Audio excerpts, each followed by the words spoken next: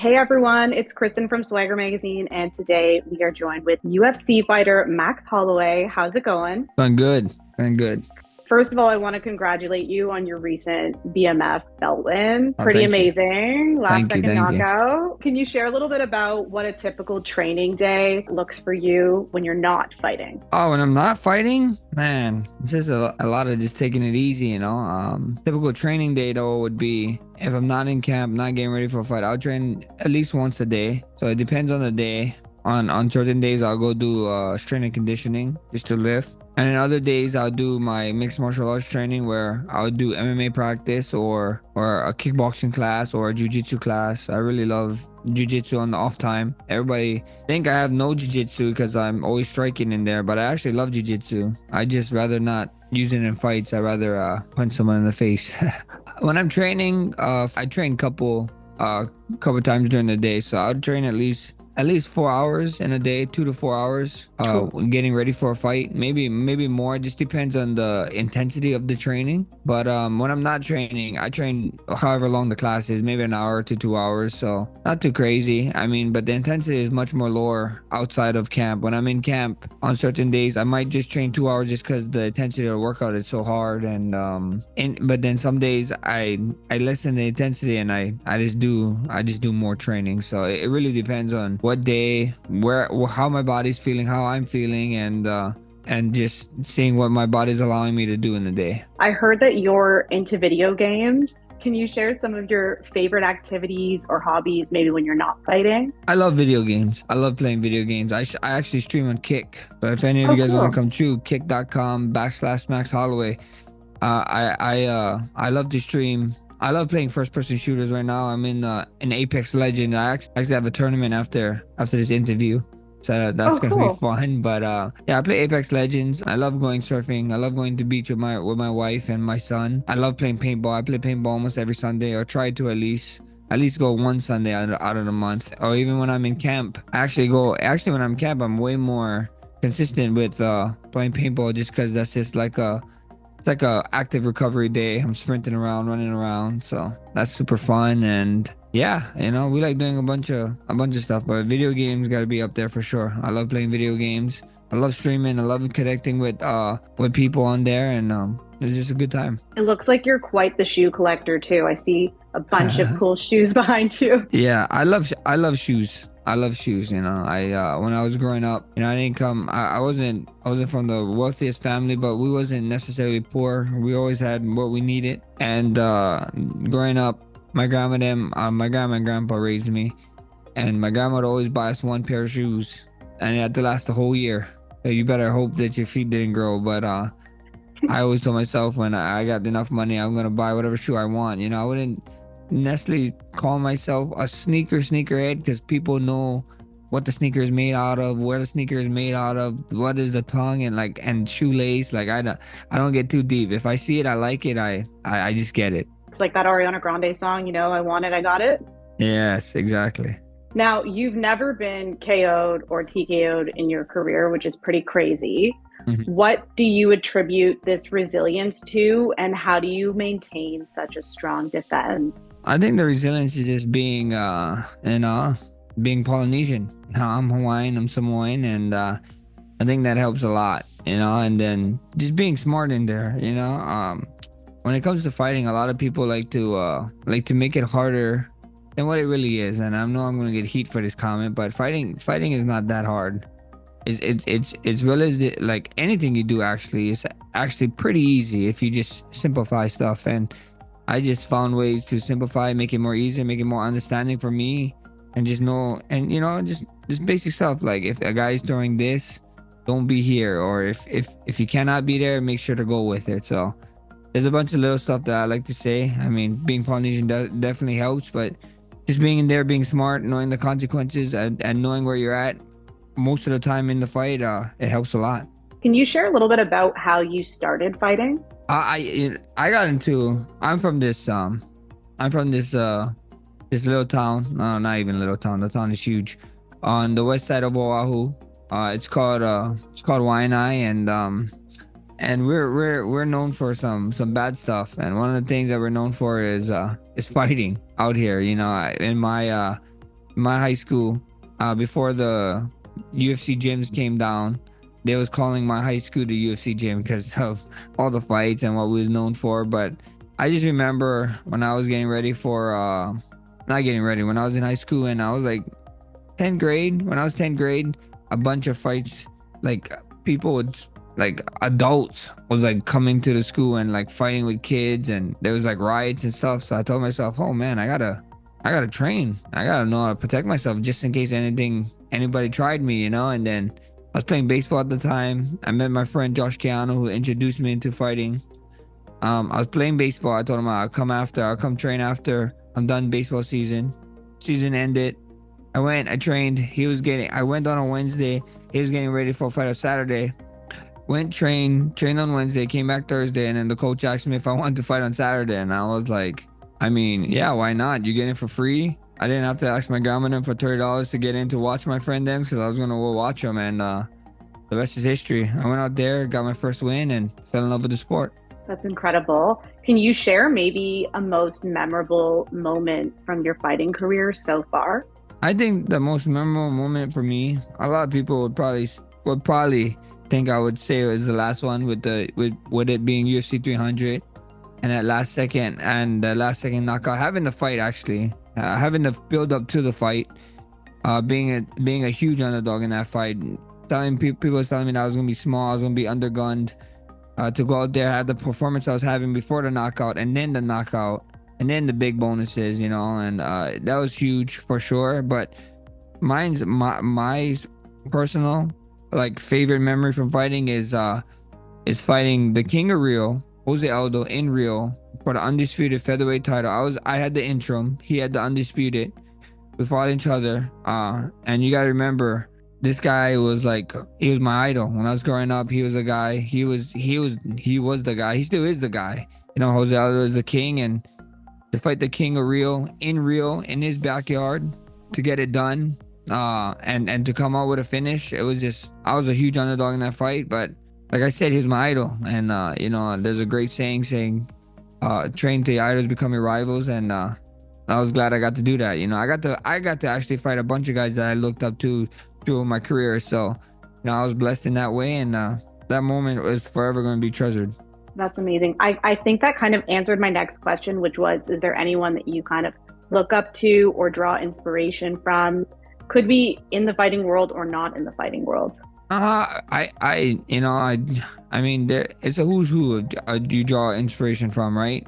Coming through and being a sports fanatic. Like fighting wise, I said a bunch. And Jose Aldo, I got to fight Anthony Pettis. I loved his fighting style. I loved the way he fought. It's just a bunch of people. LeBron James, Kobe Bryant, Michael Jordan. You realize greatness, and then you just want to imitate it. You see it, you see what they're doing, and you want to, like, I want that, I want to do that, I want to be bigger than my sport. And there's a lot, but the main person who pushed me to be great from a young age is my grandpa. He was just a hardworking man. I think so he'd be pretty mad with me with what I'm doing right now, because he wanted me to do something regular, like be an electrician or a plumber or something, and just make sure I do a hardworking job and get home and have a house and all this. But he's the man that pushed me to be great. He always told me that no matter what you do, you just work hard, you put your nose on, and don't complain, and go get it done. I think he would be very proud of you. Now, according to Google, people really want to know what your diet is. So can you shed a little bit of light maybe about what you eat on a day-to-day, maybe when you're training? I mean, my wife is pretty much a pescatarian, so we love fish. I love fish, but the true answer is whatever my wife wants to make is what I eat. I love that. She's the best. She cooked me anything from pasta. We really try to stay away from red meat. She know I need red meat, so we eat red meat maybe once a week. But Okay. it's mainly fish and chicken, and whatever she makes, I love it. My favorite meal that she makes for me is this.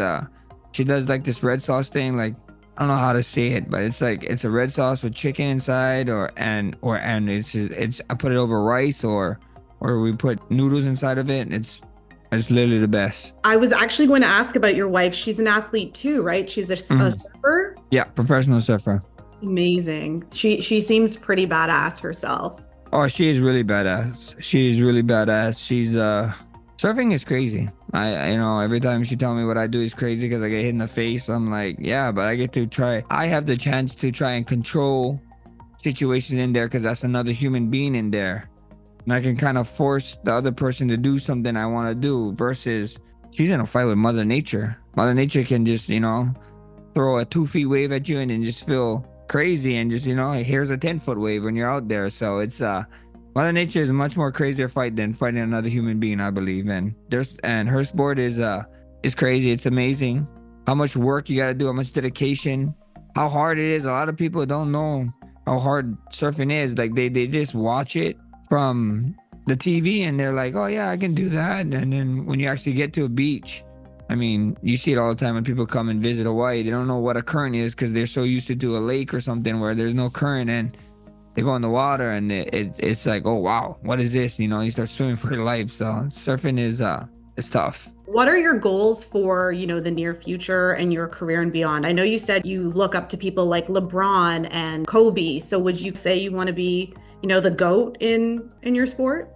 For sure, for sure. And I want longevity. You know, I wanna, I want records. I want to set records, and I want to dare the next generation to go get them and to beat them. Like, look, I got these records, go beat them and be the best. You know, I always say to be the best, you gotta beat the best, and the best is blessed. So, I can't wait for it. Some short term stuff right now. It's hopefully I can get my undisputed title back at 145, and then maybe we defend a couple, and then we go after a undisputed title in the weight class higher, in the weight class that I just fought in at 155. So we see what happens. I just want to be great no matter what it is. I just want to be great. I want to do great things. I want people to when it's all said and done, I want to leave a legacy. A legacy. No one's going to be able to take that away from you. Just like how you said, you name guys like LeBron and Kobe, and just have longevity. I want to be in the sport. I want to be with this sport as long as I can compete in the sport and be at the top. I don't want this sport to retire me. What advice would you give someone that's looking to start a professional career in fighting? In fighting, I would the number one advice I would say is like, go find another career. All jokes aside, though, if you guys really want to become a fighter and really want to fight, I would say it depends on what you want to do. If you want to box, then boxing is great. I would say lean a little bit more towards boxing with how the craze of boxing is going right now. But if you want to be a mixed martial artist, I would say pick one art, get really badass at it, and then kind of build your game around it after that. Like too much guys in MMA, they try to just be so well-rounded where they're like, instead of being great at one thing, they're just being all right at everything. And then when they get to a certain level, you need one of that martial arts to be better than the others, and it really shows. So I would say pick one martial arts, get really badass at it, and then build your game around it. That's good advice. Very good advice. Can you share a challenge that maybe you've faced in your career and that you overcame? Or would you even say getting to where you are is a challenge? Yeah. I mean, getting anywhere, is a challenge. The main thing I would like to tell people, is like, what I like saying is like, look, no matter what you want to be in this world, there's going to be challenges. There's going to be ups and downs. There's going to be a lot more downs than ups. And I promise you that if you want to be the number one NBA player in the world, a baseball player, or a UFC champion or a boxing champion, to if you just want to be the best, reporter in your news station, or the best, truck driver in your truck drive in your state, whatever it is, it's gonna have a lot of up and downs. A lot of people think success is this a steady incline. I'm like, that is far from it. Success is crazy. Sometimes you're gonna have to question yourself and even ask yourself if you want to do this still. So it's a lot of up and downs, guys. It's a lot of up and downs. But I like to tell people, tough times don't last, tough people do, and keep striving, keep grinding, and just be great. Just be the greatest you can be in that day, and it's gonna figure out itself. 100%. Do you have any business ventures or any projects that you're involved in outside of your fighting career, or maybe something that ties in with it? I think I saw that you have a bunch of merch. Yeah, I got the shopmaxholloway.com. We always do merch for the jobs for the fights. I actually got a drink. It's called New Brew. Oh, And I'm part owner with that with New Brew. It's with kava and kratom root inside. And if you're Polynesian, you know what kava is, or if you have Polynesian friends, you know what kava is. And it's a great drink. It's a great drink to relax you, or even give you energy. It really depends on how you're feeling and while you're drinking the drink. And yeah, New Brew is great. Hopefully it can. We're on the West Coast. I believe we're trying to get in Texas, and then we're working our way towards the East Coast right now as we speak. So it should be good times. And like you said, with the ventures, we got a bunch of other business ventures doing right now. We're cool. just trying to figure it out because we know fighting don't last forever. Fighting can't last forever. You gotta be smart like these guys. Like how I said, like Kobe and LeBron. Yep. These guys is making a lot of money on the court, but off the court, the money that they're pulling in off the court is just amazing. So that was always one of my goals. I wanted to be whatever I'm making outside of the octagon. I wanted to be making more than that than when I'm making inside the octagon. So that's always the press. Very smart. Very smart. I heard you're also involved with the community. Is there anything that you can share and why it's important for you to give back? Oh yeah, with my Boys and Girls Club here in Waianae Boys and Girls Club. We I partnered up with UFC and we made a gym. We made a gym there. And I was so stoked. It's so important to getting back to the community. I always told myself if I haven't made it to a point where I can start helping out my community, I'm going to do it because I was one of those kids. I was one of those kids that was going to Waianae Boys and Girls Club. I never ever paid, but they just let me. The guys who was there, who was working, just let me showed up and they let me stay. They'd help me with my homework, and then they let me play with the pool table and shoot some basketball because there was a court there. And yeah, giving back to the community is great. My grandpa once told me that you want to leave this world better than when you got into it, and that's what I try to do, change one life at a time. And I like to tell these kids because I'm from it. I remember when people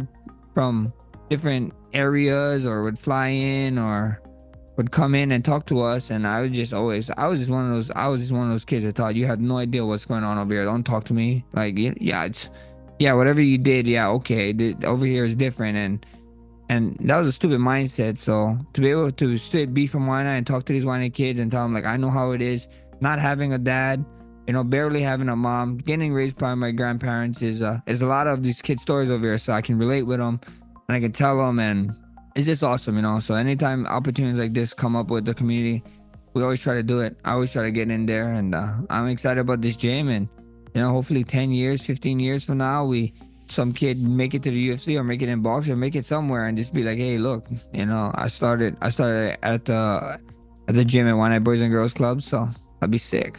That's beautiful. What message would you like to convey to your fans that are listening? Exactly what I said. Tough times don't last, tough people do. And you just gotta keep grinding. If you want something bad, go get it, go get it. There's gonna be 1,000,001 people, especially with social media now. Social media is I think the hardest time to live in because people with no voices have the loudest voices. It feels like when they're writing on your posts and shutting you down and just running their mouth to you. So at the end of the day, just because someone was told that they couldn't do it and believed it, doesn't mean you need to believe it. They was told that they couldn't do it and they believed it, so they want to bring you down too. So just remember that, keep grinding, keep pushing, and be great. We need a lot of positivity in this world. We need to positive smile. Even like smiling, it's a contagious thing. You can just do it once a day to someone and change someone's day. That's honestly an amazing way to end. And I just wanted to say thank you so much. You are so awesome. And you're a very great sportsman, by the way. Like a good sportsman. So yeah, you gotta be. Yeah. Everybody think fighting. I mean, there are some fighters that need to hate their opponent, but this is a business, I'm like, I'm just here to get paid, man. If I'm not getting paid, I'm not fighting. It's okay. Yeah, I get that. Awesome. Well, thank you so much, Max. Thank you so much. You guys have a great day.